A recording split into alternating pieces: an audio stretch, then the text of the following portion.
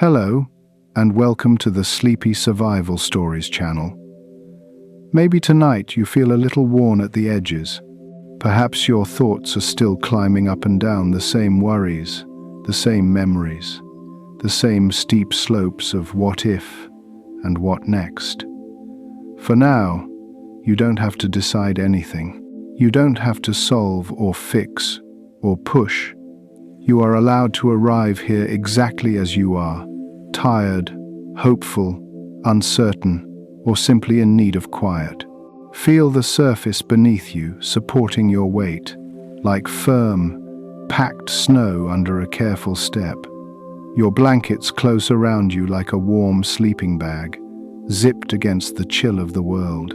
Somewhere just beyond your eyelids, a soft golden light flickers the glow of an invisible camp lantern, swaying gently in the stillness of night. Take a slow breath in and let it slip out in a long, easy sigh. With each breath, the noise of the day moves farther away, like a distant village disappearing behind a curve in the Prife Valley. Screens dim, voices fade. The clock, with its constant ticking, gently loosens its grip on you. Time does not hurry you here. Above all of this, high beyond the clouds and the usual cares of life, there stands a dark and towering shape against the stars, K2, a mountain of stone and ice, beautiful and severe, rising like a sharp prayer into the thin, blue-black sky. Climbers have journeyed across half the world to stand at its base, hearts full of longing, fear, and wonder. Some came seeking a summit. Many discovered something deeper, a mirror held up to the soul. Tonight, we will walk quietly beside one of those journeys. We will drift through the summer of 2008, when teams from many nations gathered beneath K2's cold shadow. We will listen as hopes were tied into ropes, as friendships were tested in thin air, as a perfect, shining day slowly changed into something fragile and tragic. But we will not rush through the fear. We will move gently, like snowflakes turning in still air. We will notice the beauty that lived there too, the way dawn touched the peaks with gold, the way companions watched over each other, the way courage remained even when strength ran low. As you listen, you may imagine yourself not as a climber struggling upward, but as a quiet witness, wrapped in warmth, hovering far above the scene, safe, peaceful, breathing slowly while the story unfolds below.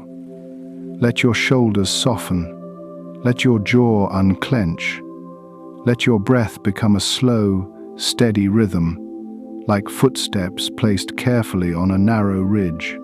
You are not here to conquer K2, not tonight. You are here to let its story hold you. You are here to rest, to breathe, and to be held in a story larger than yourself. Chapter 1.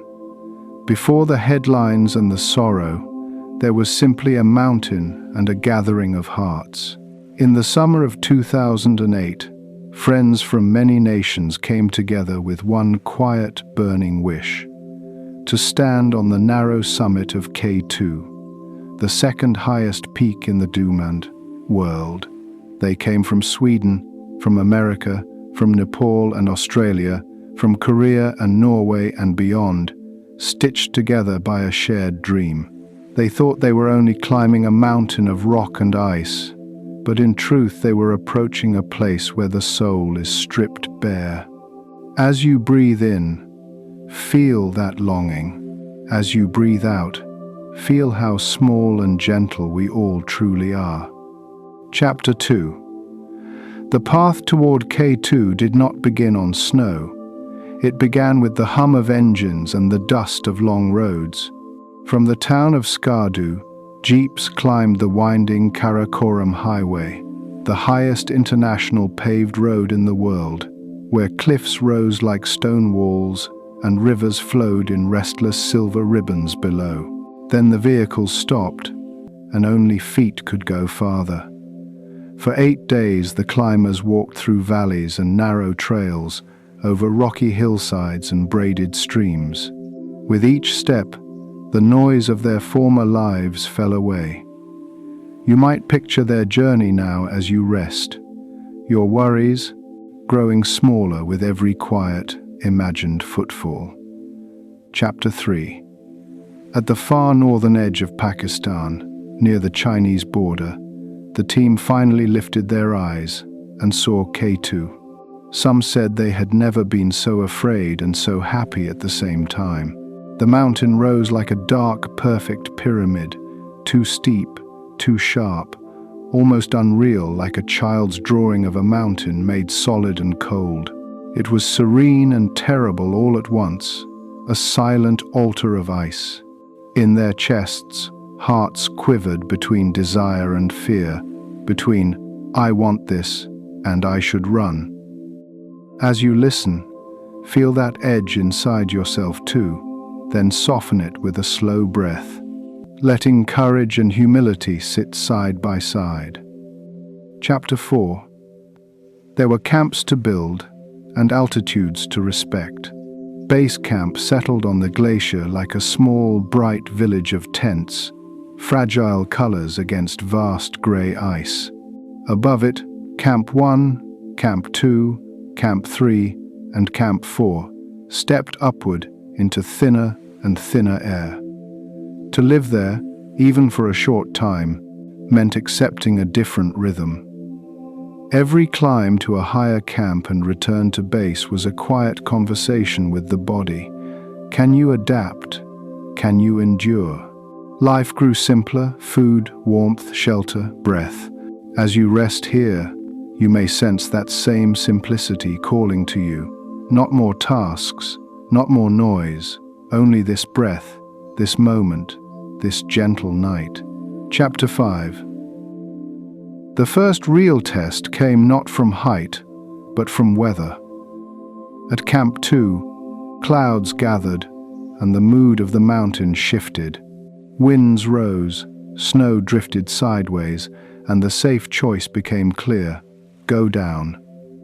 The climbers folded their tents, clipped into the lines, and descended toward base camp through restless air. Some felt disappointment, some relief, but the message was the same. K2 was not a place to be rushed. On this mountain, patience is a form of prayer. As you breathe in, feel how even delays can be gentle teachers. As you breathe out, allow any urgency in your own life to loosen, like snow shaken softly from a branch. Chapter 6. In storms on K2, sound changes. One morning, as the team rested, a low roar rolled through the glacier, like distant thunder beneath their feet. It grew louder, closer, until it felt as if the earth itself were shuddering. An avalanche poured down from high on the mountain, a white river of force. From base camp they watched it, a reminder that all this beauty also carried danger. Yet, after the snow settled, silence returned, vast and unbroken. Life at base camp went on, melting ice for water, sharing meals, checking gear. In your own heart, you may also feel forces rumble. Let them pass. Let the quiet that follows be where your spirit slowly rests. Chapter 7. Not far from the base of K2 lies a place of remembering. The Gilkey Memorial. Simple stones, plaques, and bits of equipment mark those who never came back from the high slopes. During an acclimatization day, the team walked there together, leaving the familiar safety of their tents for a different kind of encounter. They read the names, the dates, the words "died on descent," repeated like a sad refrain. Some felt tears rise, unbidden. Others stared at the mountain, realizing that this valley of memorials was the final viewpoint for many souls.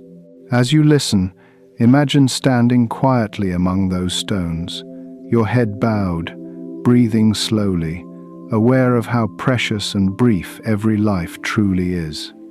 Chapter 8. At the memorial, one climber sat down and wept, not from weakness, but from the weight of understanding. This was where past climbers would spend eternity, gazing up at the mountain they had chosen. It was a hard thought, but also strangely tender. Love for the lost mingled with respect for their courage. Among the living, invisible threads tightened, friendships deepened, trust grew, and the unspoken promise to watch over one another became stronger. In your own life, there may be places where you have quietly grieved, where you understood something important and painful at once. Take a slow breath now. Let that breath wrap gently around those memories, not to erase them, but to hold them in peace. Chapter 9. Higher on the mountain, Camp 3 waited like a small perch on the edge of the sky. At around 7,400 meters, the air felt thinner. Every step a quiet negotiation between will and body. Climbers arrived there exhausted but awed, speaking of how beautiful and strangely warm the day could be, and how quickly that warmth could vanish. Hearts pounded, breaths came short and fast, and small movements felt like great labor. Yet the view, those endless, folded ranges of the Karakoram spread out like a hymn below them. As you breathe now, imagine that vastness, and let your own breath slow, as if you too were pausing on that ledge, safe inside the calm of night. Chapter 10. In that high, difficult world, life became simple in a way most people never know. Food, warmth, shelter, breath, nothing more. Distractions fell away. Some climbers spoke of K2 as the purest form of goal setting. You plan for months, perhaps years, for a single ascent. Yet once you stand near the top, a deeper truth appears. Reaching the summit is only one goal, and sometimes the more sacred goal is to come back down alive. On K2, those aims can oppose each other. As you rest here, feel how your own goals can soften. You don't have to reach any summit tonight. You only need to breathe, to be, to let your spirit grow quiet and kind. As you listen, let your breathing slow, like a careful climber placing each foot with intention. Feel the soft weight of your blankets as a safe camp against the winds of the day. You are not hanging from icy ropes. You are cradled in warmth. The storms outside your life, the deadlines and expectations, can wait at a lower camp for now. With each breath out, imagine setting down a backpack of worries, letting it rest in the snow. You do not need to solve anything in this moment. You are allowed to drift, to loosen, to be gently carried by this story, as if you were watching from a quiet, starlit ridge, far above the noise of the world. Chapter 11. K2 in 2008 was not a lonely mountain. Many expeditions had gathered there, each with its own flag, language, and quiet circle of hope. Among them were a Norwegian couple, returning after a previous attempt had turned them back. This time, they dreamed of reaching the summit together, sharing that narrow crest as husband and wife. Around them moved Koreans, Dutch climbers, Americans, Pakistanis, high-altitude porters from Nepal, threads from many lands woven into one fragile tapestry of intent, days of preparation blended with nights of rest. In the thin air, laughter still rose from tents, a soft reminder that even in harsh places, companionship can glow like a small, steady flame. Chapter 12. But time at altitude is not endless. Some teams had already been on the mountain for months, waiting as storm after storm swept across the upper slopes. Supplies grew lighter, patience thinner, bodies more worn. Then, at last, a forecast whispered of calmer days to come, a narrow window of clear weather, a final chance. The leaders of the different teams gathered to talk, to plan, to share the burden. Ropes and ice screws were divided, responsibilities assigned, and for a moment it felt as if everyone would climb as one great team. Yet beneath that hopeful unity, an invisible risk stirred the sheer number of people, all aiming for the same narrow passage high on the mountain, where there was room for only one careful line at a time. Chapter 13. Around the dining tent at base camp, leaders and climbers gathered in a loose circle, speaking many languages, but sharing one aim. They spread coils of rope across the table like quiet promises. This team would fix a certain length, another would carry ice screws, another would secure anchors high above Camp 4. Someone said, "We are one summit team," and for a moment it felt beautifully true. Nationalities blurred, rivalries softened, and hope rose like a small dawn inside tired chests. As you rest here, you might feel that same wish for unity within your own life, a desire for all your scattered pieces to work together gently, like climbers on a single, shared line. Chapter 14. Reaching Camp 4 felt for many like stepping into a sacred balcony of the world. Around 7,700 or 7,800 meters, the tents clung to a sloping shelf, pitched on snow above an ocean of peaks. The sun shone, the wind lay quiet, and the K2 summit towered only a few hundred meters above, close and impossibly far. Climbers moved slowly between tents, checking gear, sharing tea, murmuring encouragement. Some planted small flags in the snow, symbols of home held up to the nearest sky. That afternoon, joy and anticipation mingled in the thin air. As you breathe now, imagine that stillness, a high camp bathed in golden light, where, for one brief moment, everything seemed calm and kind. Chapter 15. Above Camp 4, route funneled into a place that felt like the throat of the mountain, the Bottleneck. A steep, narrow gully cut into the slope, overhung by looming seracs of ice.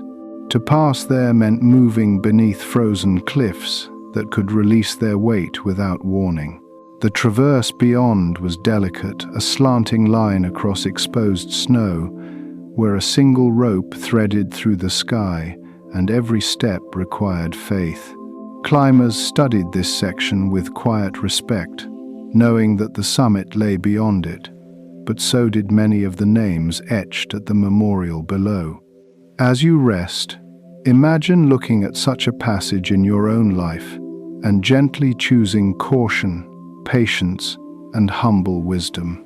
Chapter 16. On the morning of August 1st, the mountain finally offered what everyone had been praying for: a perfect day. The sky was clear, the winds were still, and the first light touched the upper slopes with a soft golden glow. You could not have asked for better weather in 1,000 dreams, yet even on perfect days, small troubles can unfold. Climbers searched for missing equipment, ropes that were not where they were expected to be. Hours slipped by in the cold, and the early start dissolved into delay. Still, many hearts said, "It will be fine. Look at the sky." As you breathe out, remember that even under bright blue heavens, it is wisdom, not haste, that keeps us safe. Chapter 17. As the sun climbed higher, the cost of that late start became harder to ignore. Hours that should have been spent quietly gaining height were spent searching for ropes, adjusting plans, trying to make many teams move as if they were one. On a mountain where every minute of daylight mattered, the line of climbers stretched out, slow and uneven, like a fragile thread across the snow. Some in the international team looked up, then down, then at each other, feeling a quiet unease grow. In your own life, you may know that feeling too, when something almost right hums in your chest as a gentle warning. Chapter 18. For the international friends, that unease became a turning point. They watched the slow progress above, the delays, the crowding near the bottleneck, and a truth settled heavily in their hearts. They would not pass through that narrow place before darkness. A night descent in such terrain felt wrong, too sharp a gamble. Choosing to turn around at such a moment felt like tearing a dream in half. Some wept inside as they descended back toward Camp 4, feeling both safety and sorrow in every step. As you breathe out, imagine honoring your own hard decisions, knowing that sometimes the bravest path is the one that leads you gently back. Chapter 19. Still, many continued upward.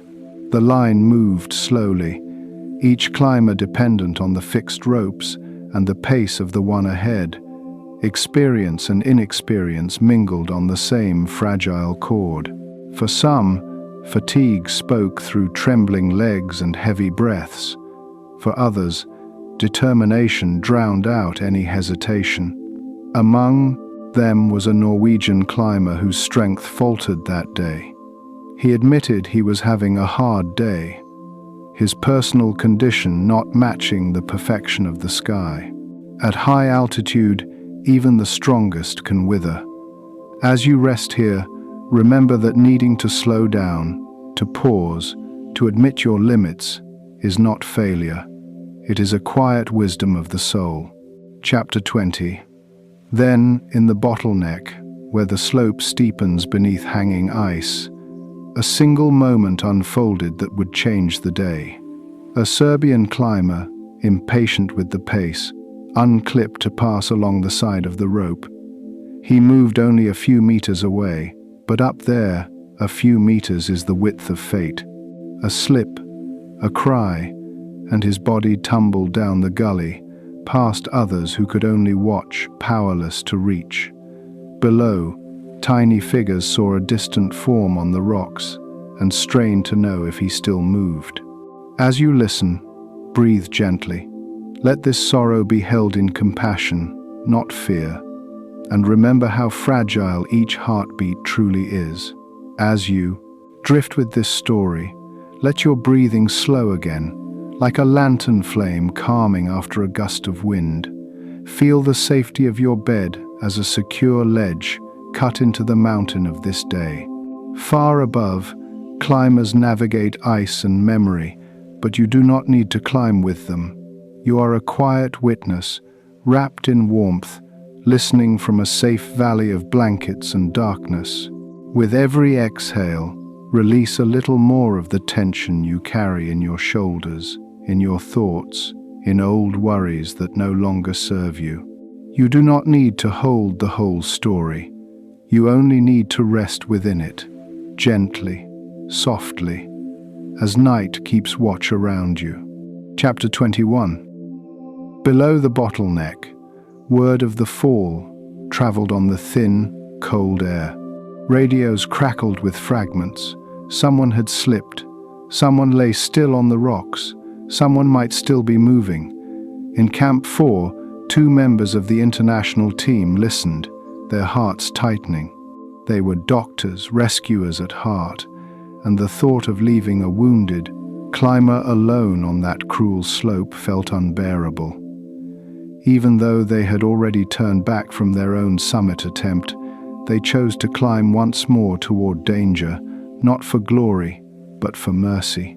As you breathe now, imagine that kind of quiet courage, the kind that turns upward, not toward achievement, but toward a fellow human in need. Chapter 22. Reaching the fallen climber was not the end of the struggle. Wrapped in a red covering, his body lay on steep ground, surrounded by exhausted companions trying to decide what to do. Some wanted to lower him all the way to base camp, a task beyond their fading strength. The international climber suggested a gentler, more possible mercy. Bring him back only as far as Camp 4, to rest among the living a little longer, to be honored in a place of shelter instead of left alone on the slope. So they tied ropes, shared the weight, and began to lower him together.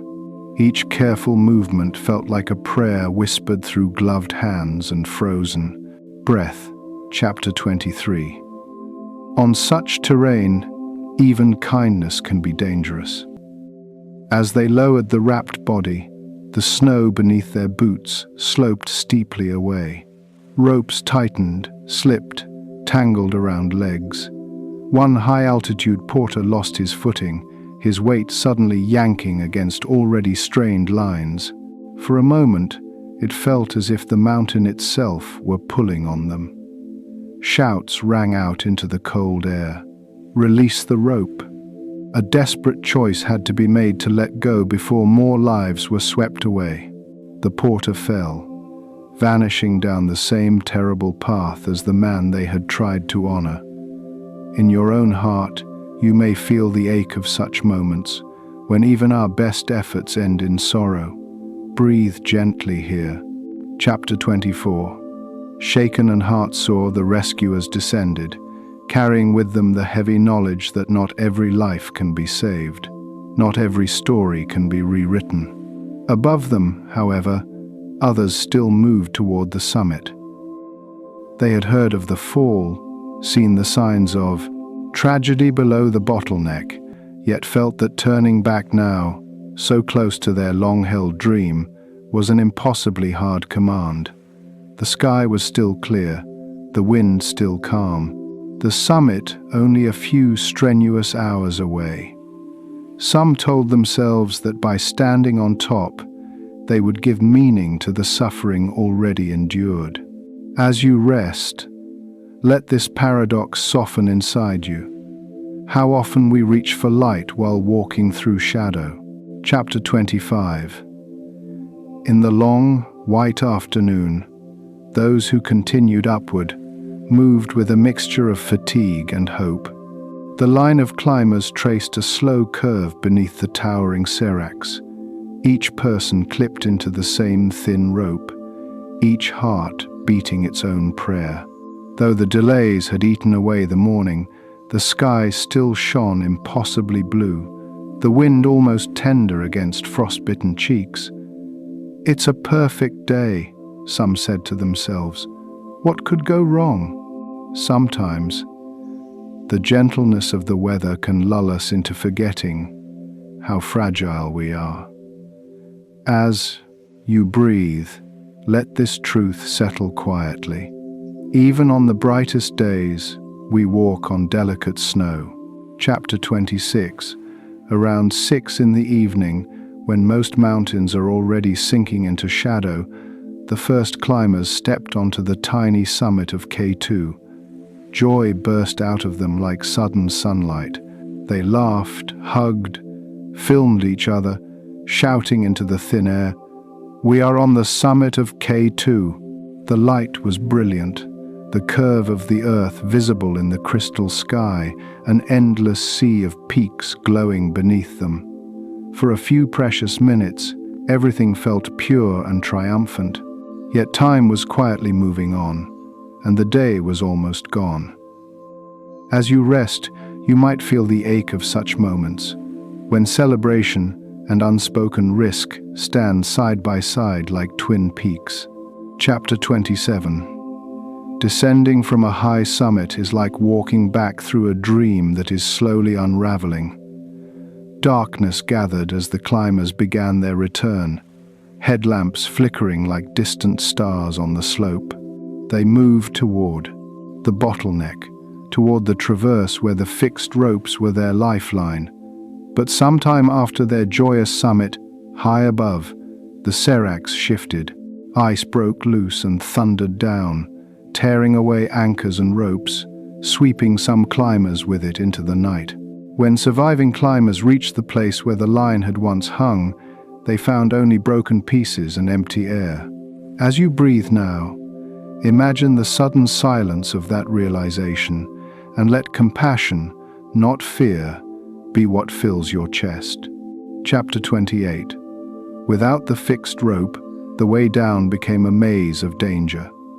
Some climbers were stranded high above the bottleneck, their strength fading, their vision blurring in the bitter cold. Others searched desperately for alternate paths, tracing faint tracks in the snow by the weak glow of their lamps. Below, one Norwegian climber was lost when the shattered route gave way beneath him, his life folded into the mountain's long, sorrowful story. In Camp 4 and lower camps, radios carried fragments of distress, missing climbers, broken anchors, vanishing lights. As you lie here, safe and warm, breathe slowly and allow a gentle gratitude to rise for the simple, quiet miracle of being sheltered, alive, and held by this night. Chapter 29. In Camp 4, the night after the summit, the air inside the tents felt heavy with more than altitude. The surviving climbers listened to the wind scrape against the fabric, counted the hours they had already spent above 8,000 meters, and felt their own strength slipping away grain by grain. News came of missing teammates, of stranded climbers still high above the bottleneck. Hearts ached to help, to climb back up and pull them down to safety. But there was no spare rope, no oxygen to share, no unspent energy left. "We are all withering away," one of them realized. "We are all slowly dying up here." Sometimes compassion must speak softly. You cannot save others by letting yourself disappear. Chapter 30. Faced with that painful truth, the climbers in Camp 4 made a choice that would mark them forever. They would go down. It was not abandoning the lost. It was obeying the hard boundary the mountain had drawn. Without strength, they could not rescue. Without rope, they could not guide others safely past the broken line. "This is not a guided tour," one voice said quietly. "We can care for those who reach us, but we cannot pluck people off this mountain." So they packed their gear with trembling hands, clipped into the descent, and began rappelling toward base camp. Behind them, unseen, the night held those who would never return. Ahead, a long, sorrowful journey waited in silence. As the story settles in your mind, let your own breathing become slow and careful, like a climber easing down a steep face in the dark. Feel how your chest rises, gentle as snow lifted by a soft breeze, and falls again into stillness. You are not on an icy slope. You are resting on a safe, level ground of blankets and mattress, of warmth and home. Any guilt you carry, any old "I should have done more," can rest for now. Imagine those feelings as frosted ropes you lay down beside you, no longer wrapped around your heart. With each exhale, let a small mercy seep in. You did the best you could with the strength you had at the time. Tonight, it is enough simply to be here, breathing, forgiven by the quiet, watched over by the patient stars of this gentle night. Chapter 31. Descending from Camp 4, the survivors moved like shadows on the white face of the mountain. Each rappel carried them farther from the chaos above and closer to the muted world below. One of them later said it felt like leaving a battlefield, like walking away from a war they had lost. Friends were still missing. Voices that had shared jokes and tea only days before were now silent. Yet step by step, they had to keep going down. As you breathe in, Imagine the weight of that sorrow. As you breathe out, feel the gentle truth that sometimes survival itself is a quiet, holy victory, even when the heart is heavy. Chapter 32. While some made their way toward base camp, others were still fighting for life high above. Among them was a Dutch climber, separated from his companions near the shattered route. Snow blindness began to blur his vision, turning edges into haze and footsteps into guesses. He realized that if he stayed too long searching for a safe line, he would never leave. So he chose the only path left to him, to go down, alone, trusting the faint memory of the route more than what his failing eyes could see. In your own life, there may be moments when you can't see clearly, yet still you take the next small step. Breathe gently. That too is courage. Chapter 33. Night wrapped itself around him like a cold, merciless cloak. He scraped a shallow place in the snow, a fragile shelter against the wind, and prepared for a second night out at around 8,000 meters. It was, he would later say, the worst night of his life. The wind stole heat from his body. Frost crept into fingers and toes, turning pain into numbness. Somewhere in that darkness, he spoke to his wife over a distant phone line, his voice quiet but steady. Not a farewell exactly, but a reaching out toward love. As you rest here, imagine that thread of connection, two hearts linked across worlds, holding him like a faint, unseen embrace. Chapter 34. At dawn, when the world below was just waking, rescuers on the mountain began to move. High-altitude porters and teammates traced the slope, following weak signals and faint movements until they found him, weakened but alive. "Water," he whispered, and hands reached out with care, sharing what they had carried through their own exhaustion. Together they guided him down, step by step, toward the safety of Camp 3, Camp 2, and finally Base Camp. His hands and feet were badly frostbitten, his body shaken and thin, but his spirit still burning with a small, stubborn flame. As you breathe in, feel gratitude for those who come searching when we are lost. As you breathe out, let yourself be found. Chapter 35. Back at Base Camp, the wind sounded different around the tents, quieter, as if the mountain itself were catching its breath. Rescuers helped the frostbitten climbers into the medical tent, where a doctor unwrapped bandages with gentle hands, blackened fingertips, pale toes that did not warm, skin stiffened by the night's cruelty. These were the visible prices of survival. Plans were made for helicopter evacuation, for hospitals far away, for long months of healing ahead. Yet inside the tent there was also relief, almost sacred in its softness. They were alive. As you breathe now, imagine that fragile gratitude seeping into you too, warming the cold places in your own memory and heart. Chapter 36. When the Dutch climber was finally stable enough to listen, he asked the question that had been hovering like a shadow in the corners of his mind. What about the others? The answer did not come quickly. It arrived in fragments, like falling stones, this one gone, that one missing, another known to have fallen in the night. 11 lives folded suddenly into silence, names he knew, faces he had laughed with, voices that had called across the glacier, now part of the mountain's long, sorrowful litany. He wept quietly, frostbitten hands resting like injured birds in his lap. As you rest, allow yourself to grieve, softly, for all that has been lost in your own climb. Chapter 37. Eventually, even grief had to move. The weather cleared, and base camp began to empty. Tents were taken down, leaving pale rectangles on the ice where bright colors once stood. Paths across the glacier, once busy with movement, grew quiet as climbers and porters traced their way back toward the long valley home. The mountain did not speak, but it felt different, no longer only a dream of ascent, but a place marked by names and memories. As the survivors walked away, they carried with them more than photos or summit stories.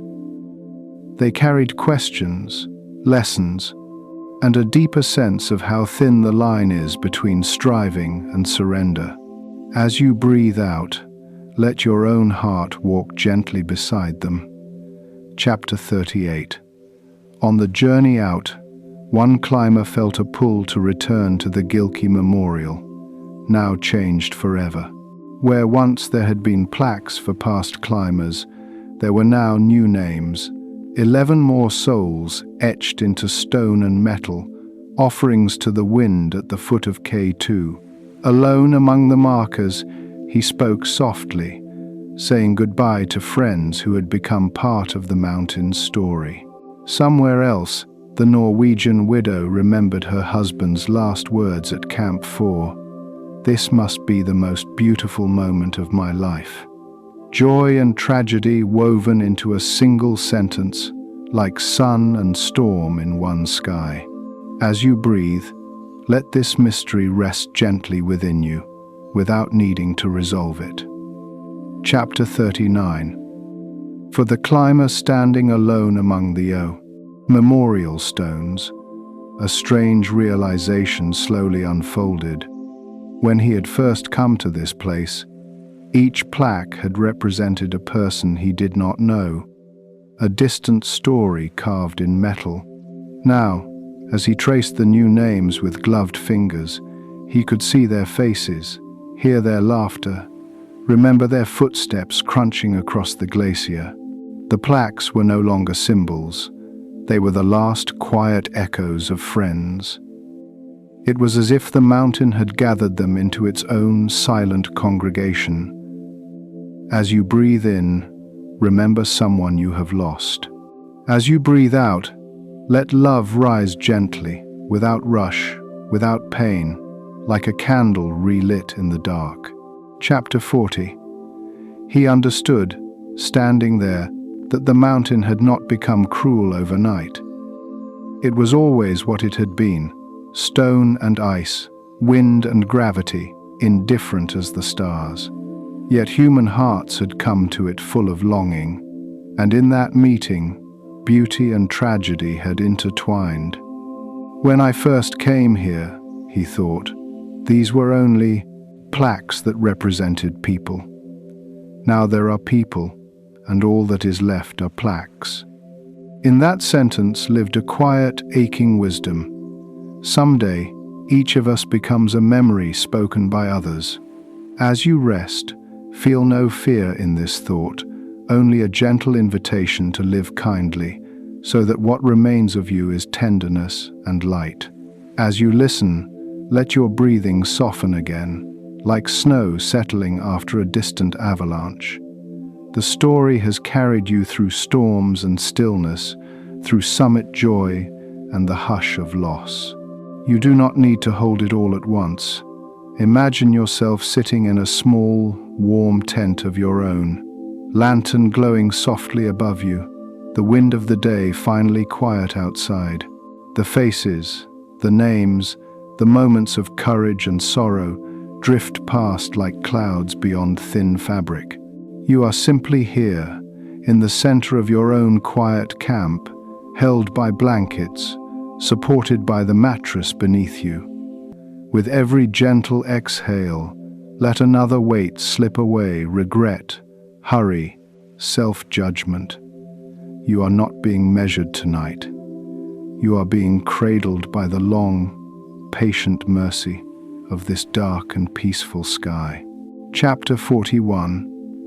In the years that followed, people around the world would speak of that tragic day on K2. Some would focus on the numbers 11 lost, a single mountain, one narrow bottleneck, where fate seemed to wait. Others would speak of planning and mistakes, of crowded routes and commercial pressure, of sponsors and headlines. Yet for those who had been there, the story was not an argument. It was a tapestry of faces and choices, of small mercies and painful limits. They remembered shared jokes, quiet acts of care, the simple kindness of a hand steadying a rope. As you breathe now, let yourself remember that every great story is woven from countless small, gentle moments. Chapter 42. Some questioned why anyone would return to such heights after so much loss. But for many climbers, the mountain was never only about risk, it was about discovering who they were when everything else was stripped away. On K2, comfort and distraction fall from you like loose stones. What remains is your patience, your honesty, your willingness to turn back or to press on with clear eyes. The survivors carried this inward summit home with them. They spoke more softly. They loved more fiercely. They understood the thinness of each day. As you rest here, feel that same understanding brush lightly against your heart. This evening, this breath, this moment of stillness is a fragile, shining gift. Chapter 43. For some, the memory of that season on K2 became a kind of quiet teacher. In the months after their return, survivors found themselves waking in the night to the sound of imagined avalanches, the tug of phantom ropes, the weight of names spoken in dreams. Yet slowly, something calmer began to grow in the same soil. Gratitude for simple mornings, for warm kitchens, for the familiar sound of rain on a roof instead of ice on a tent. They learned to cherish the ordinary as if it were rare air at altitude. As you breathe in now, feel the blessing of the simple things around you. As you breathe out, let appreciation settle like soft snow. Chapter 44. The mountain, in its stern way, had shown them the limits of control. No matter how carefully they planned, how strong their bodies, how sharp their skills, they could not command the seracs or the weather or the fragile decisions of others. At first, this felt crushing, like a verdict of helplessness. But over time, some began to see another side, that life itself is an unclimbable totality, and we are only asked to walk faithfully step by step. On K2, you cannot manage the whole mountain, only the next anchor, the next foothold. As you rest here, imagine releasing whatever you cannot control, and keeping only this one gentle task: to breathe, to be, to trust. Chapter 45. In quiet conversations far from the peaks, the survivors spoke of the strange twin truths they had discovered. One was that humans are terribly fragile, skin thin against the cold, hearts easily broken, plans easily scattered. The other was that humans are astonishingly resilient, able to endure nights at 8,000 meters, to crawl towards safety, to rebuild a life after loss. On that summer's expedition, both truths had stood side by side on the same ridge. Fragility and strength, weakness and courage, bound together like climbers on a rope. As you breathe now, feel both in yourself, the tender parts that need rest, and the steady core that has carried you this far. Both are worthy of kindness. Chapter 46. Sometimes people asked them, was it worth it? The question hung in the air like a thin prayer, impossible to answer with numbers or logic. Worth is not measured only in summits reached or lives lost. It is measured in the depth of understanding that emerges afterward. For some, the climb had revealed the sacredness of turning back, the holiness of limits. For others, it had exposed a love so strong they would call their families from the edge of the world just to hear a familiar voice. The mountain had not given easy answers, only a clearer sense of what truly matters. As you breathe out, let your own priorities gently rearrange themselves around what is most loving, most real, most at peace. Chapter 48. Over time, the story of that day on K2 became more than a tale of disaster. It became a mirror in which listeners could see their own climbs, projects pursued too long, burdens carried beyond their strength, moments when they wished they had turned around sooner or held tighter to a companion in need. The mountain's story whispered a quiet invitation to value relationship over reputation, safety over spectacle, presence over pride. In that sense, K2 became less a distant peak and more a teacher resting in the heart. As you rest here, feel that teachings soften you, inviting you to walk your own path with more gentleness, more patience, more love. Let us pause, here, in the middle of this long ascent through memory, and let the story grow quiet around you.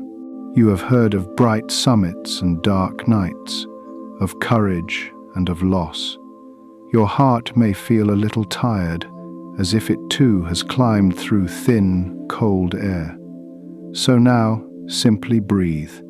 Inhale slowly, as if drawing in a calm, mountain dawn. Exhale gently, as if releasing a cloud of worry into the wind. Feel your body resting on its own safe ledge. The mattress beneath you, the pillow cradling your head, the blankets wrapped around you like a warm-down suit. There is no bottleneck here, no ticking clock, no rope depending on your tired hands. The only rhythm that matters is the quiet rise and fall of your chest. You do not have to conquer summits tonight. You do not have to prove your strength or make one more hard decision. You are allowed to lay down your ice axes of effort, your crampons of constant striving, and sit beside an invisible campfire in your soul. Imagine a small flame glowing, in the snow steady, gentle, not fierce. Around it, the winds of the day calm down. The voices of regret and hurry drift farther away until all you can hear is the soft whisper of your own breathing and perhaps a distant echo of prayer in the high, starry dark. Let gratitude quietly visit you for the gift of this breath, for the journeys you have survived, for the people whose love has tethered you when you felt lost on the slope. You do not need to hold these blessings tightly. Just notice them, like constellations overhead, shining whether your eyes are open or closed. Here, in this middle place, you are not climbing anymore. You are being carried by the story, by the night, by a mercy that asks nothing of you but this: rest, breathe. Let your weary heart come down from the mountain and sit beside the still waters of sleep. Chapter 49. Some of the climbers found themselves revisiting tiny, easily overlooked moments from the expedition. A shared thermos of tea at Camp 2. A joke told during a storm that made everyone laugh despite the fear. A high-altitude porter adjusting another's harness without being asked. In the shadow of tragedy, these small kindnesses grew larger, bright as prayer flags against dark rock. They realized that while mountains may remember us in stone and snow, people remember us in gestures, the way we listened, the way we helped, the way we stayed gentle under pressure. As you breathe now, think of one small kindness you've given or received, and let it warm you from within. Chapter 50. For the Norwegian widow, the memory of her husband's words became both wound and comfort. "This must be the most beautiful moment of my life," he had said at Camp 4, gazing over the endless sea of peaks. It hurt to know that beauty had stood so close to his last hours. Yet there was consolation too, in knowing that his final days were filled with awe, not bitterness, with the wonder of standing so high, with the shared dream of Utame, climbing together. As you rest, let the idea sink gently into your heart, that some of our most beautiful moments may not be safe or easy, but they are still gifts, precious and real. Chapter 51. In telling their story later, the survivors often chose their words carefully. They did not want to turn the mountain into a monster or themselves into flawless heroes. Instead, they spoke of human complexity, good decisions made beside risky ones, wise caution, existing alongside deep desire, bravery, living next to fear. On K2, they had seen that no one climbs as a pure symbol. Everyone climbs as a whole person, with doubts and hopes braided together. As you breathe in, allow yourself the same mercy. You are not required to be perfect. You are a tapestry of many colors, many threads, all held together by the quiet grace that keeps your heart beating. Chapter 52. Some evenings, far from the ice, a survivor might step outside their home and look up at an ordinary sky. City lights washed out, most of the stars, but a few still shone through a small constellation, a single bright planet. Seeing them, the climber would remember the fierce constellations over K2, the way the Milky Way arched like a frozen river above the tents. The memory brought no triumph now, only a deeper humility. The same stars that watched over them on the mountain now watched over their kitchen, their family, their quiet street. As you breathe out, feel that same cosmic tenderness resting over you tonight, here, exactly where you are. Chapter 53. The story of K2 in 2008 did not end on the glacier or at the memorial. It continued in the choices the survivors made afterward. To speak honestly about what went wrong, to honor the dead without romanticizing their loss, to encourage future climbers to respect not only the summit but the descent, the timing, the quiet voice that sometimes says, "Not today." In this way, the tragedy became, slowly, a seed of wisdom passed forward. As you rest here, imagine that some of the wisdom, born from your own hardest days, is also being carried onward, into the lives of those you love, into the future, like a lantern passed gently from hand to hand. Chapter 54. In the seasons that followed, new climbers came to K2, drawn by the same stark beauty that had called those before them. Some had read the accounts of 2008, traced the lines on route maps, studied the mistakes and the courage. Guides spoke more carefully about timing, crowding, and the bottleneck. Ropes were double-checked, turnaround times made firmer. Yet beneath all the planning lay a deeper shift, a quiet respect for how thin the line is between almost and too late.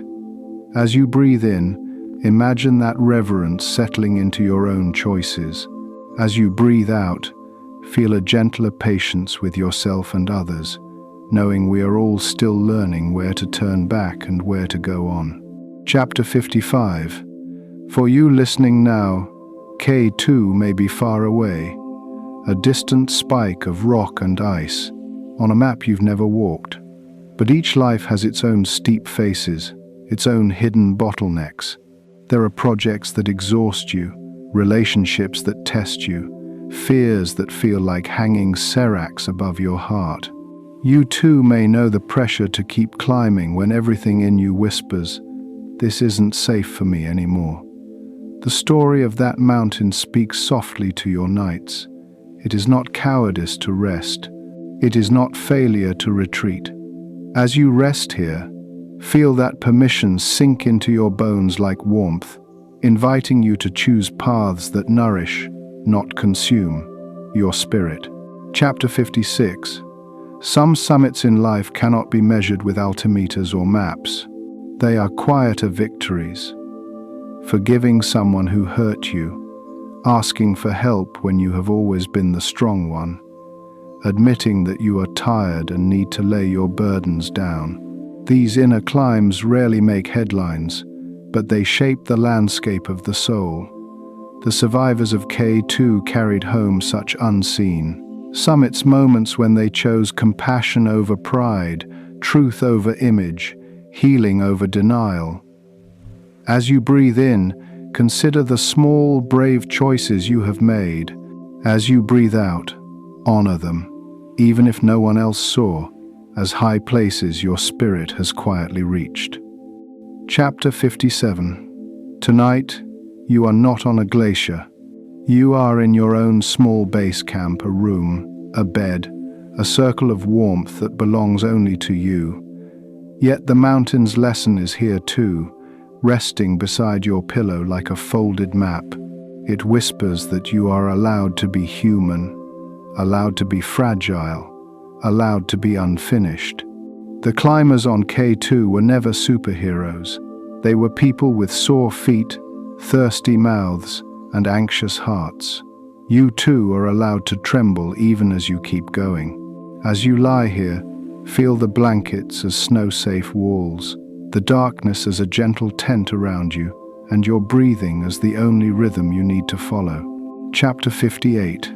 If there is a part of you that still blames yourself for not doing enough, for not being enough, for slipping, for turning back, let this story be a quiet companion in your forgiveness.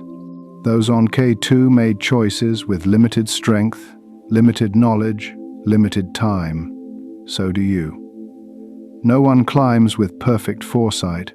No one lives without missteps. What matters, in the long arc of things, is the love you carried, the care you offered, the ways you tried to protect and to heal. As you breathe out now, imagine laying your regrets at the foot of a great, silent mountain.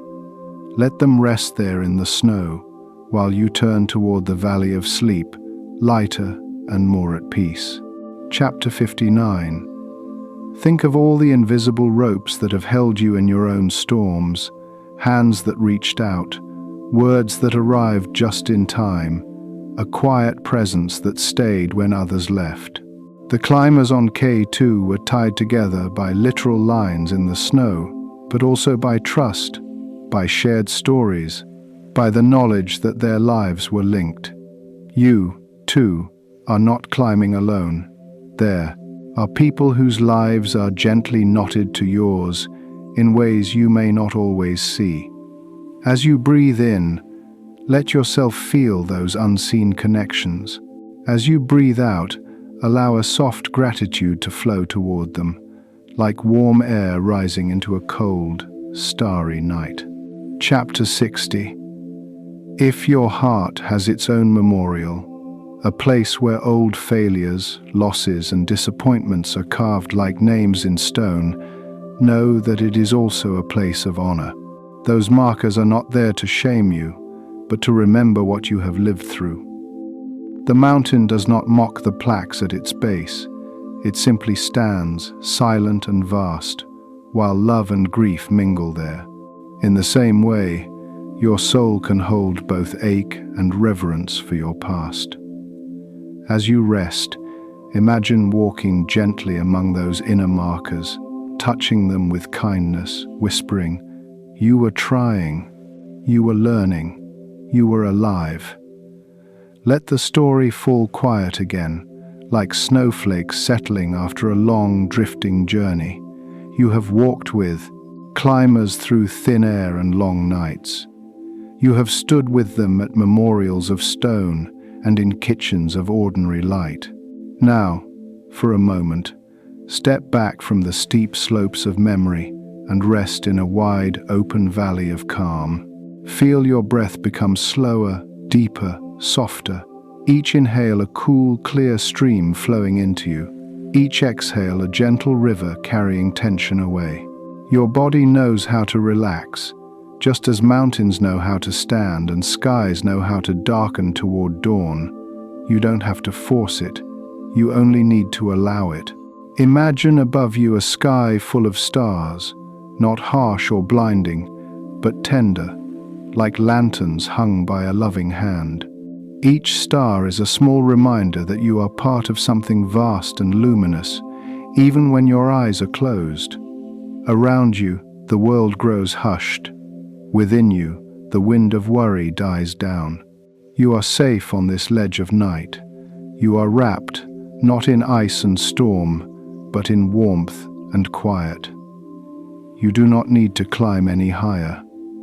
With every breath, let your thoughts loosen their grip and drift away like tiny avalanches of dust and concern, falling far below where they can trouble you no more.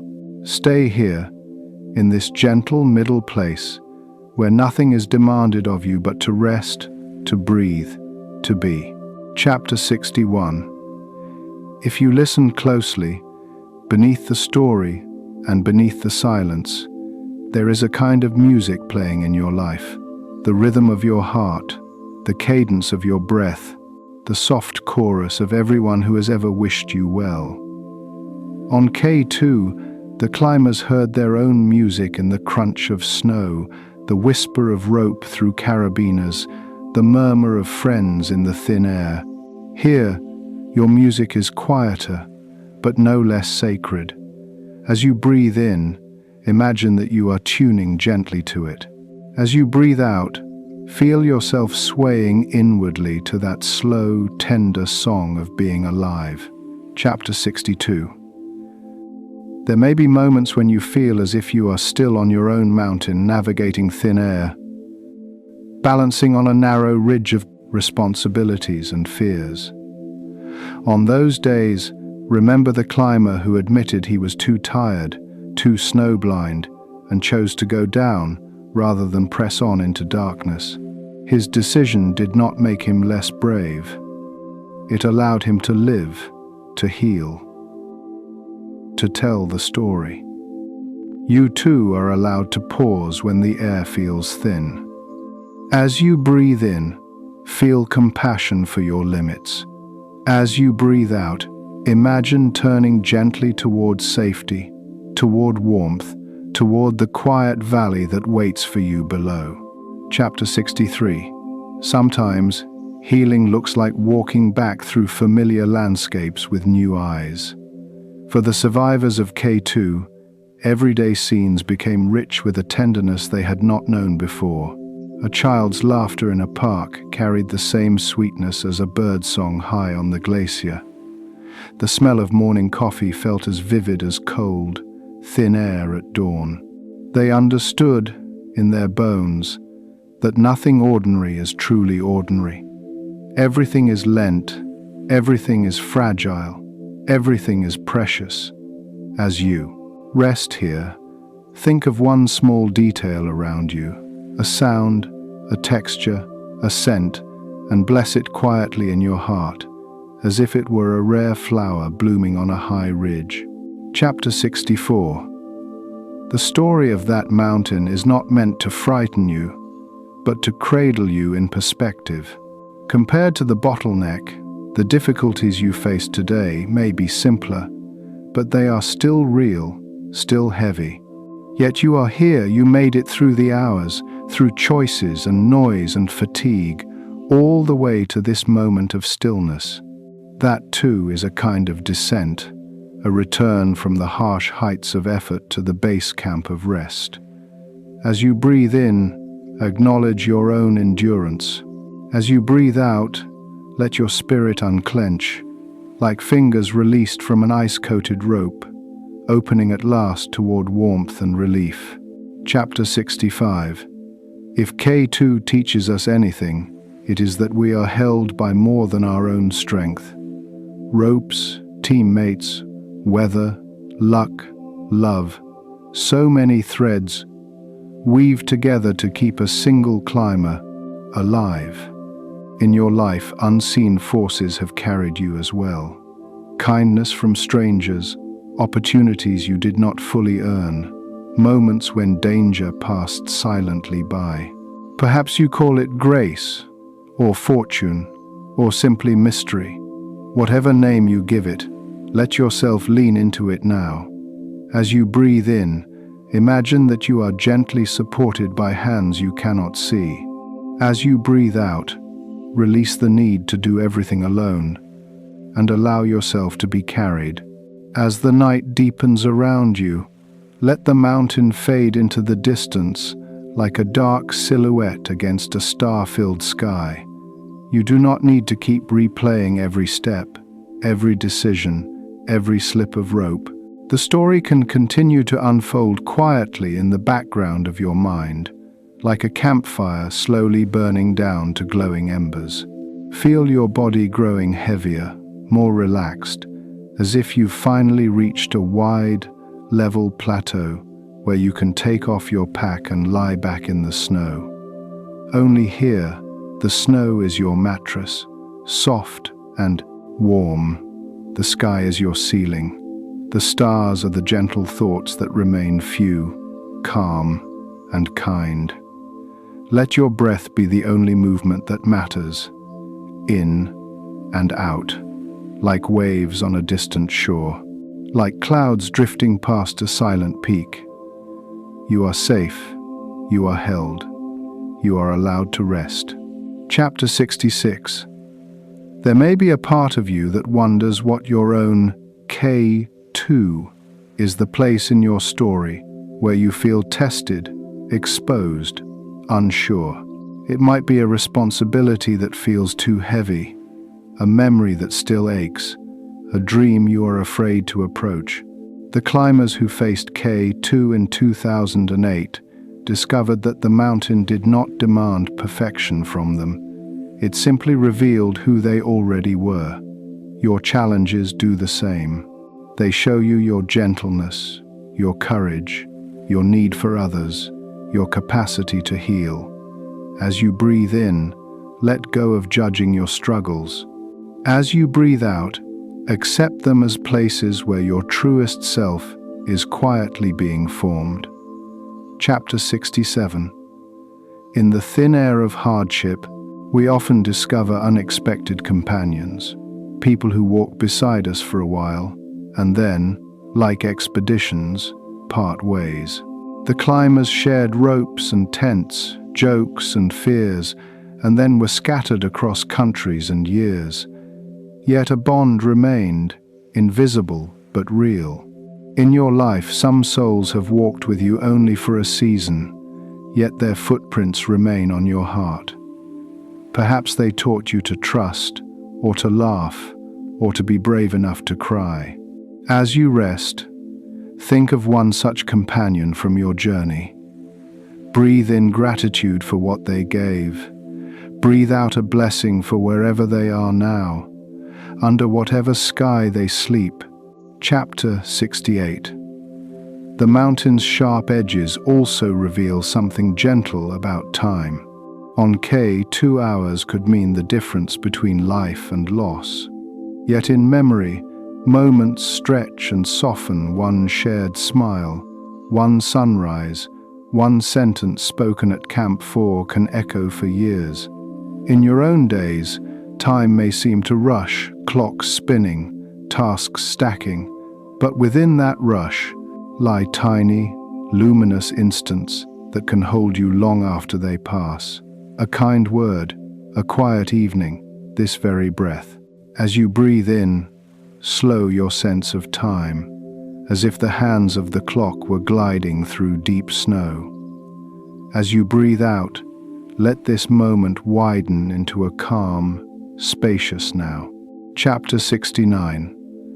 At last, imagine the mountain at night when no climbers are there. The tents are gone, the ropes taken down, the glacier empty. K2 stands alone beneath the stars, silent and unmoved. The wind traces its ridges. Snow drifts in old footprints until no path remains. Yet the love, the courage, the grief that humans brought there do not vanish.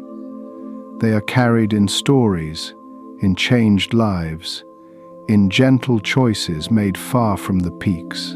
In the same way, the hardest things you have lived through are not wasted. They have become part of the quiet strength that moves your hands, guides your words, and softens your gaze. As you breathe out, let that strength feel tender, not hard like snow that glows softly in moonlight. Let the story dim a little more now, as if the lantern in your tent were turned down to its lowest, warmest glow. You do not need to follow every thread of memory or understand every meaning. The mountain can keep its mysteries. You can keep your rest. Feel your body sinking deeper into comfort, as though the mattress were fresh, powdery snow that somehow holds warmth instead of cold.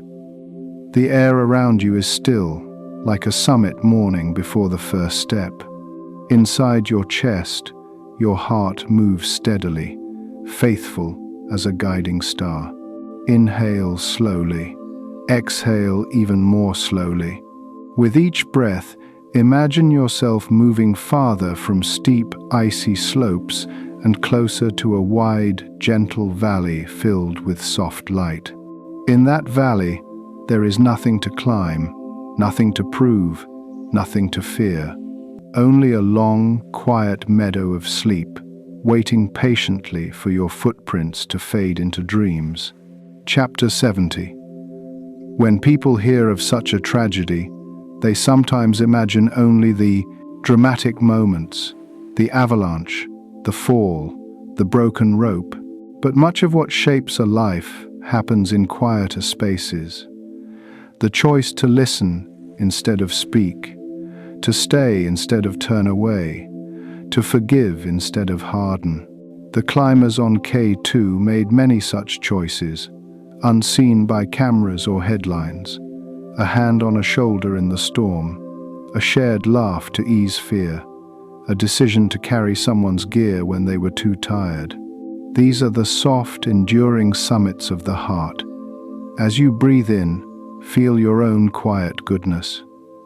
As you breathe out, let it surround you like a warm, invisible cloak. As you listen, let your breathing slow once more, like a careful climber placing each step in deep, fresh snow. The steepest part of tonight's story has passed. Now the path is widening, gentling, guiding you down toward a valley of rest. You do not need to remember every name, every detail. It is enough that you have walked here in spirit, honoring courage, honoring loss, honoring the fragile, luminous thread of human life. Feel your body soften, as if you had shrugged off a heavy backpack and set down your ice tools. There is nothing more you must carry right now, only this breath, only this peace. Let your thoughts grow quieter, like distant peaks fading into evening haze, until all that remains is a soft awareness of being held by your bed. By this night, by a kindness larger than any mountain. Chapter 71. In the end, every expedition must come home. Boots that crunched on glacier ice are set by ordinary doors. Jackets that faced high winds hang quietly in closets. The same hands that once gripped ropes now hold cups of tea, tap keys, fold laundry. And yet, those hands are changed. They have known thin air and cold terror, deep fatigue and unexpected joy. The return to normal life can feel like stepping onto a new planet, where the air is thicker and the stakes seem lower, yet the heart is more awake. As you breathe now, imagine your own return from the high places of this day, bringing back a little more wisdom, a little more tenderness. Chapter 72. Perhaps, years from now, someone will sit under a night sky and hear the story of K2 in 2008. They may never climb a mountain, never rope up or feel crampons bite into ice, but something in the tale will touch a familiar place in them, their own memories of risk, of love, of turning back, or pressing on. They will understand that the story is not really about elevation, but about being human in extreme places. Tonight, that listener is you. You have walked beside these climbers in imagination, feeling their fear and their faith, their exhaustion and their grace.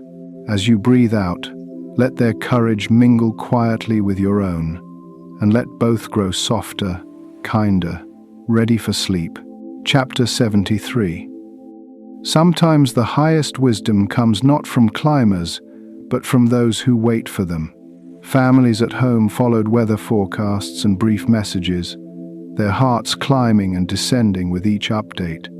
They saw only glimpses: an email, a satellite call, a line on a news ticker. But in their quiet kitchens and darkened bedrooms, they practiced their own form of endurance. They learned to sit with uncertainty, to pray or hope without knowing outcomes, to love without guarantees.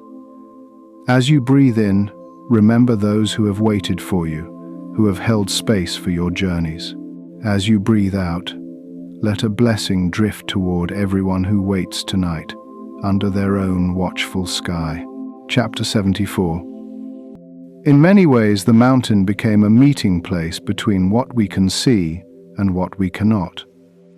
Ice, rock, rope, tents, these are visible. But courage, fear, loyalty, and faith are like the thin air. You can't see them, yet they shape every step. On K2, invisible qualities grew vivid. A climber's quiet choice to stay near a struggling companion, a doctor's decision to ascend again toward danger for the wounded, a widow's resolve to remember her husband with love instead of bitterness. These were unseen summits, reached without crampons or axes. As you rest here, feel those same invisible strengths in yourself, subtle but real, like starlight resting gently on your closed eyes. Chapter 75. Over time, each survivor wove the experience into their life in a different way. One might speak of it publicly, hoping that honest telling could prevent future tragedies. Another might hold it close, sharing only with a few, letting the memories soften in private silence. Yet in all of them, something deep had shifted. They had stood in a place where human power ended and mystery began, and that encounter left them humbler, more tender, more awake. The mountain had not answered their biggest questions, but it had made those questions sacred. As you breathe in, consider your own unanswered questions. As you breathe out, let them rest for tonight, cradled rather than solved. Chapter 76. When you think of K2 now, you might imagine more than just a sharp silhouette of rock and ice. You might see a tapestry of faces, friends sharing tea at base camp, a couple standing at camp 4 inches shared wonder, rescuers bending over frostbitten hands with quiet care. You might sense that the mountain is less a backdrop and more a silent witness to the human heart. In that way, K2 is not so different from your own life's steep places, landscapes where your deepest fears and deepest loves have stood side by side, like twin ridges in twilight. As you breathe out, let a gentle peace settle over all those steep places within you, as if snow were falling softly, covering every sharp edge with light. Chapter 77. In the quiet after such a story, one question often rises: what does it mean to live well, knowing how fragile everything is? The climbers of K2 might answer with images rather than definitions, sharing a laugh in thin air, tying a knot carefully for the person behind you, turning back when you wish you could go on, holding a friend's hand when words can't reach. Living well is less about standing on summits and more about how gently we walk, how kindly we carry others. As you breathe in, Imagine your life as a slow ascent of kindness. As you breathe out, let the desire to live gently settle like fresh snow on your path. Chapter 78. The mountain also whispers that love is never wasted, even when it seems to end in grief. The Norwegian climber's joy at Camp 4 did not vanish with his final step. It remains in his wife's memory, in the stories told about him, in the way others now pause a little longer to appreciate beauty before they move on. Love leaves traces that no storm can erase.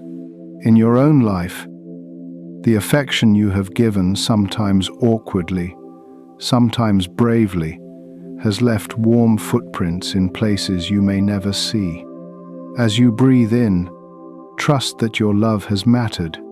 As you breathe out, let any fear of not enough drift away into the dark, starry air.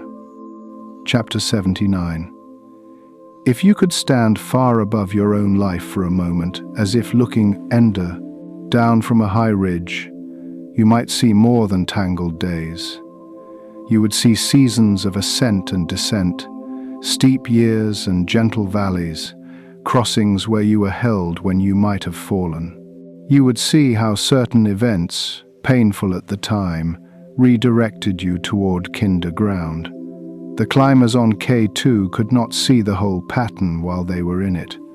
Only later did some of the meaning unfold. As you rest, allow yourself that same grace. You do not have to understand the pattern tonight. You only need to trust that your path is quietly unfolding toward light. Chapter 80. In the end, perhaps the greatest summit is this: to know that you are small, yet deeply cherished, fragile, yet carried by a strength beyond your own. The mountain stands, indifferent and immense, but the one who shaped mountains and stars holds every breath, every heartbeat, every quiet tear. On K2, that truth appeared in brief glimpses, a sunrise that stole their words, a sudden deliverance from danger, a peaceful silence in the midst of fear. In your world, it appears in different forms: a kind message, a narrow escape, a deep calm, for no apparent reason. As you breathe out, let yourself lean into that unseen care, like a climber trusting the rope. Now, let the narrative loosen again, like a rope coiled gently at your feet after a long descent. You have walked through high places of cold and courage, through valleys of grief and gratitude. The air around you, however, is soft and mild. You are far from the bottleneck, far from the avalanche paths, far from decisions made in the thin, unforgiving air. Feel your body as if it has finally reached a broad, sheltered base camp after many days, tents glowing with warm light, a faint scent of something comforting on the stove, voices low and kind. Only, in your case, the tent is your room, the sleeping bag your blankets, the stove a quiet warmth in your chest. Take a slow inhale and imagine you are breathing in the gentle hush of snow, falling at dusk. Let a long exhale carry away the last echoes of the story's tension, like distant thunder fading beyond the ridges. You are not required to keep watch tonight. Others have watched, others have learned. The wisdom gathered on that mountain now keeps vigil for you, so that you can let go. Let your thoughts grow dim, your muscles uncoil, your spirit sink deeper into the calm beneath all climbing. You do not have to go any farther right now. You have come far enough for this night. Chapter 81. In your own story, there may be days that feel like base camp full of preparation, lists, and plans. Other days feel like the bottleneck, narrow, exposed, every choice feeling sharp-edged and final. And then there are days like the long walk out, when you simply put one foot in front of the other, carrying what you've learned back into the ordinary world. The climbers of K2 lived all of these days in a single season, but you live them in cycles, again and again. As you breathe in, notice which kind of day you came from. As you breathe out, allow this night to be your gentle descent, your safe passage back to rest. Chapter 82. Sometimes survival means accepting that a part of you will always remain up there on the high ridges, a version of yourself that faced fear and limitation, that made choices you still ponder. The climbers left more than footprints on K2. They left fragments of dreams, questions, and love among the rocks and ice.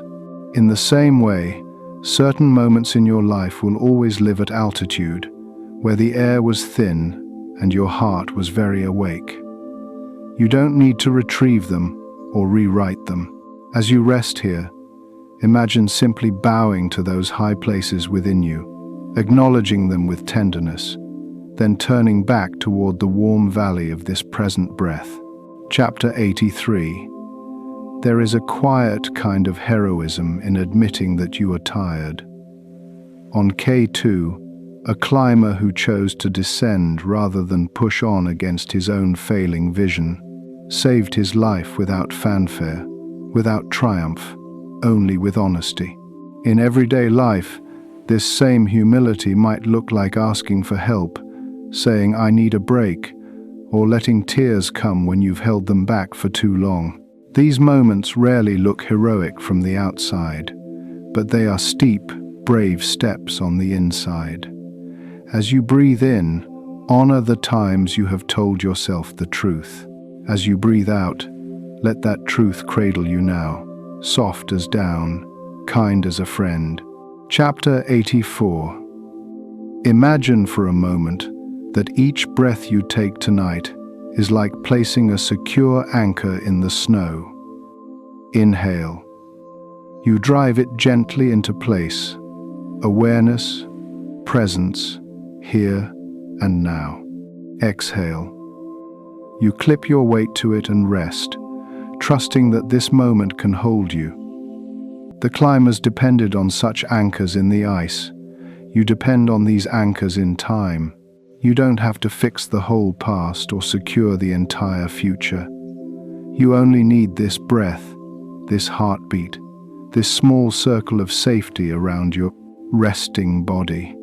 As your lungs rise and fall, feel how each cycle says the same quiet thing in a language older than words. You are still here. Chapter 85. There is also a gentle wisdom in recognizing that not every peak is meant for you. Some climbers turn away from K2 entirely, choosing other mountains, other paths, other callings. Their choice does not make them lesser. It simply means they are listening to a different music within. In your life, there may be ambitions you once held high that no longer fit the shape of your soul. It is all right to lay them down.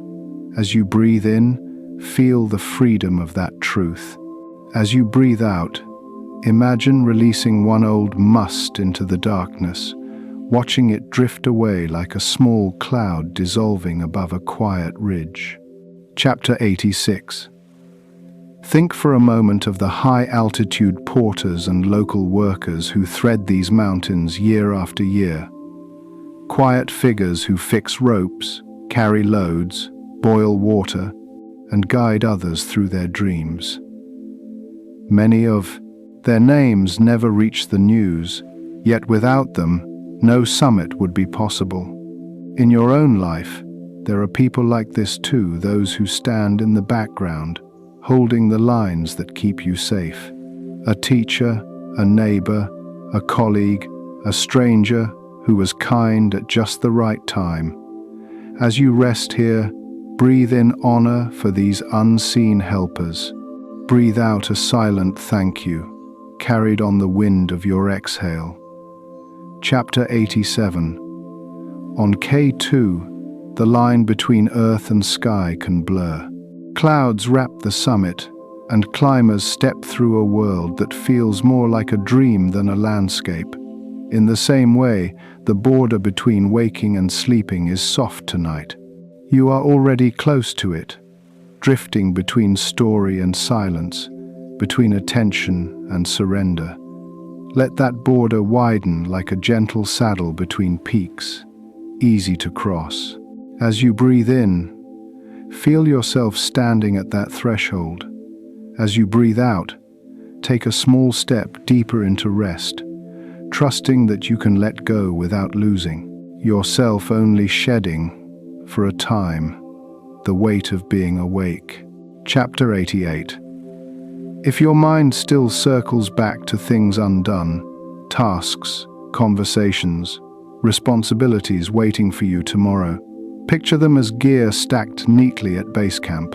Ropes coiled, packs lined up, ice tools resting against a rock.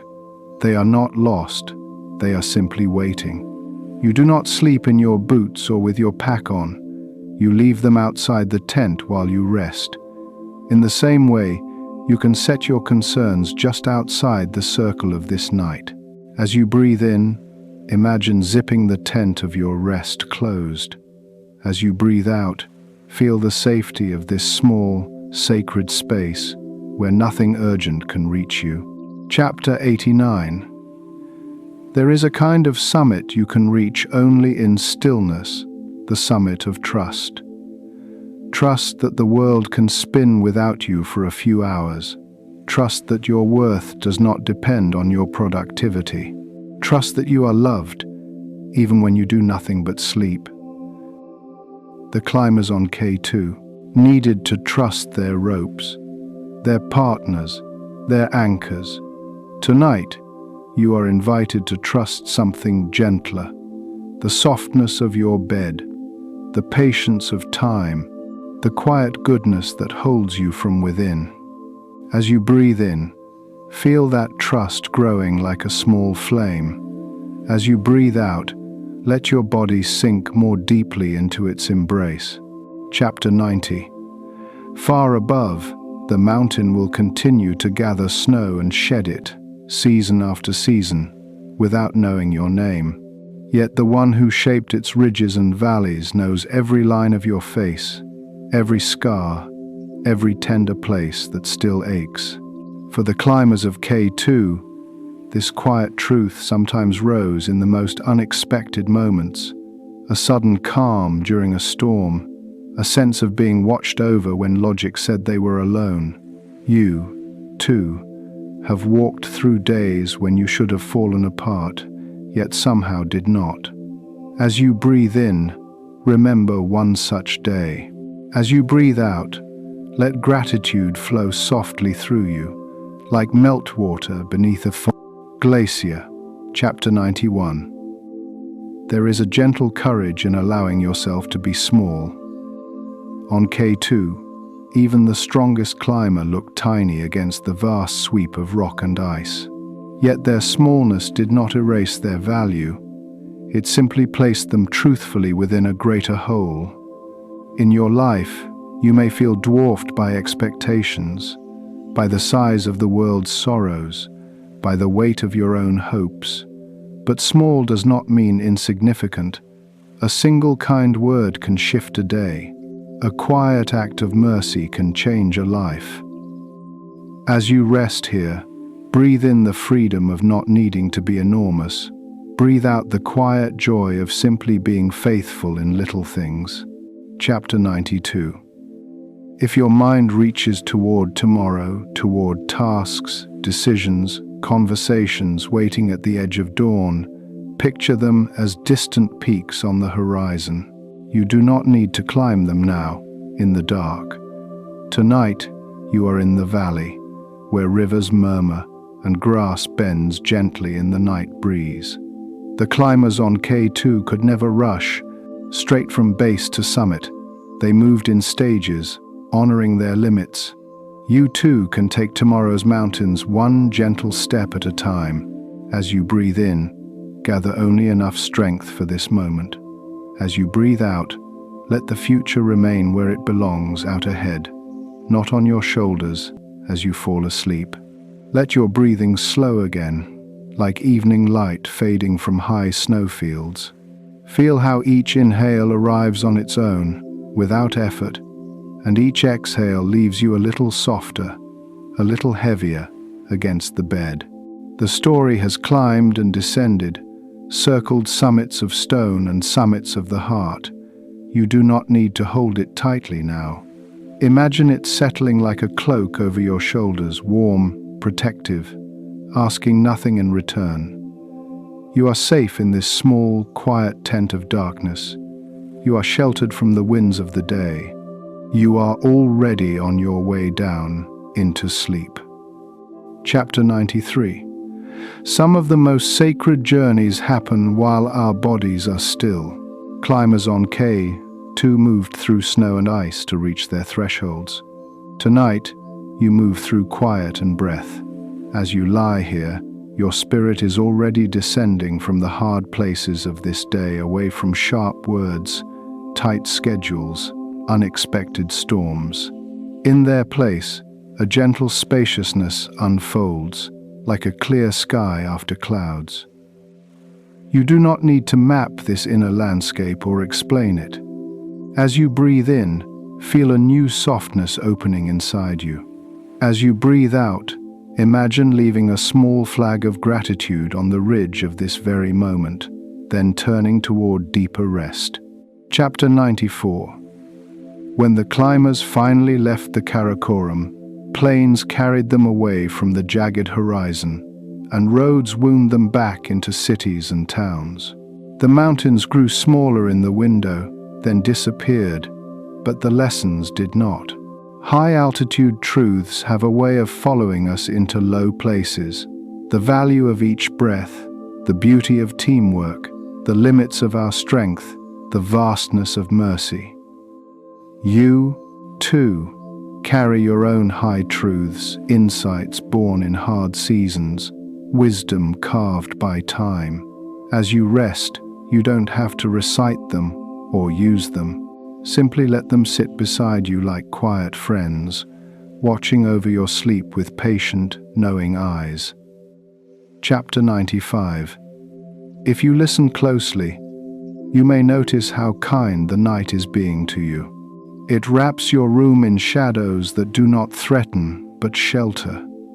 It lowers the volume of the world so your thoughts can finally whisper instead of shout. It covers your worries the way fresh snow covers old tracks, making everything look peaceful and new. On K2, night could be brutal. Out there, darkness meant cold, risk, and fatigue. Here, tonight, darkness is a gift, soft, embracing, forgiving. As you breathe in, welcome it. As you breathe out, let yourself lean fully into its arms, trusting that you are safe within this gentle hush. Chapter 96. Somewhere between waking and sleep, the story of K2 becomes less a narrative and more a lullaby, a rhythm of ascent and descent, of danger and deliverance, of love that does not end at the edge of a cliff. The names, the dates, the exact heights may blur, but what remains is a feeling that human beings are fragile and brave, sorrowful and luminous, all at once.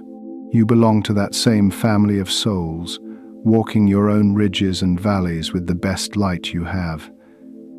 As you breathe in, feel yourself included in this great, tender fellowship.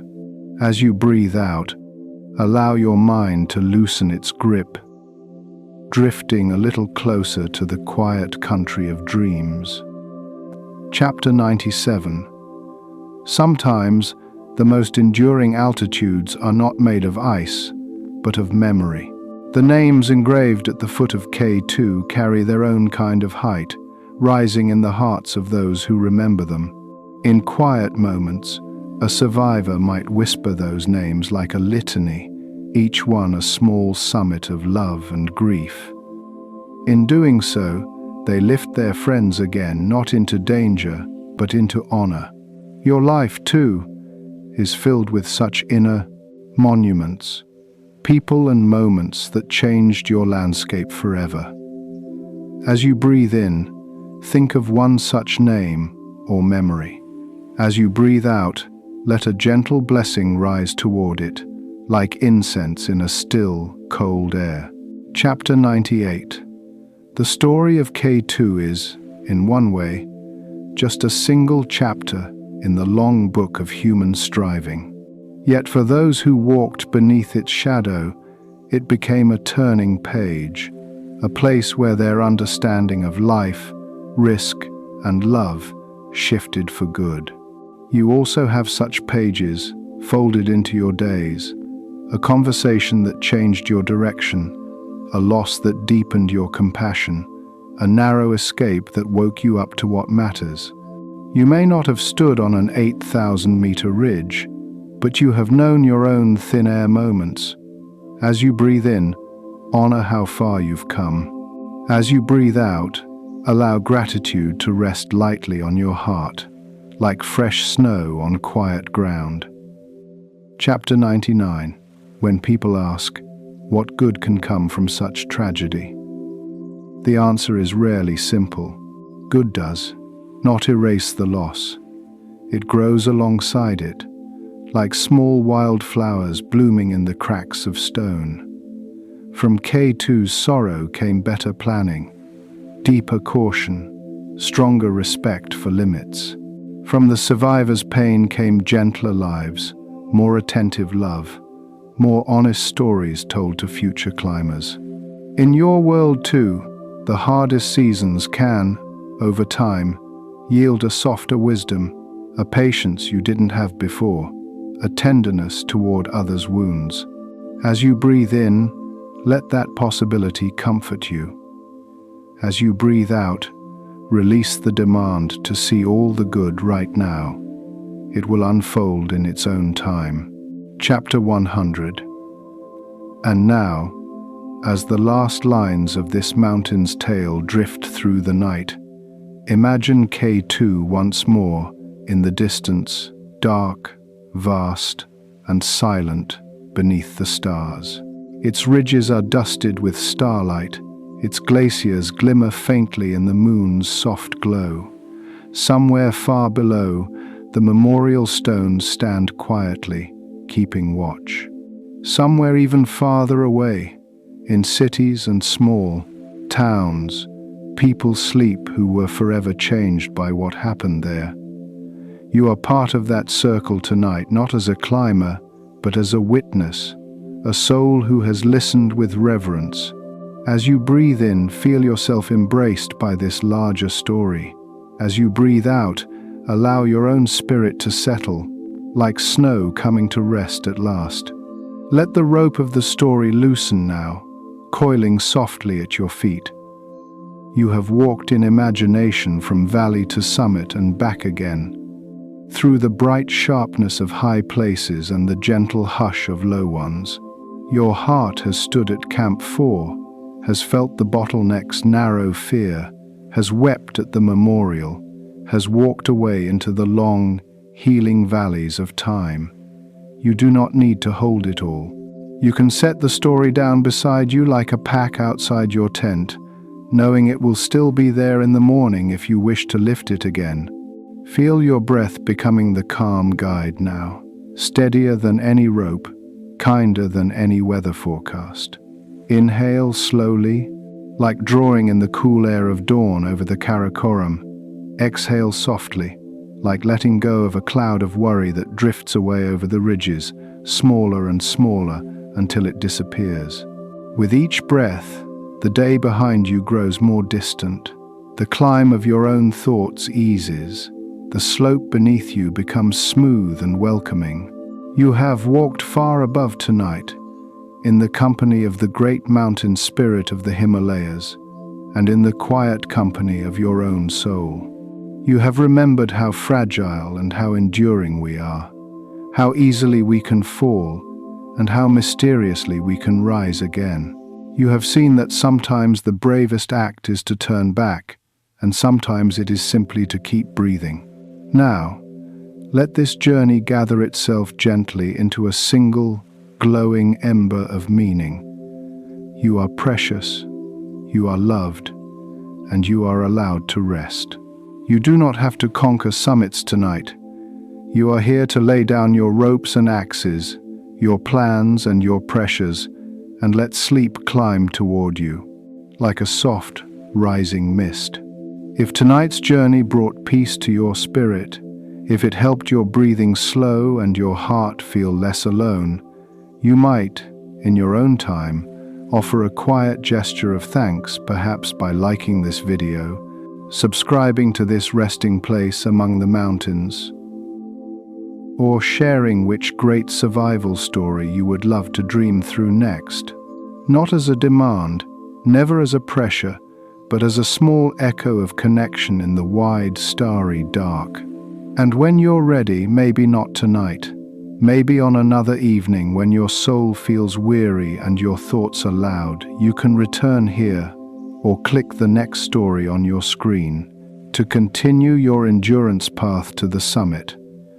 Not a summit of stone, but of calm, of courage, of gentle, enduring hope. For now, though, the climb is over. The lantern in your tent is dim. The wind has quieted outside. Your blankets are a safe camp against the cold of the world.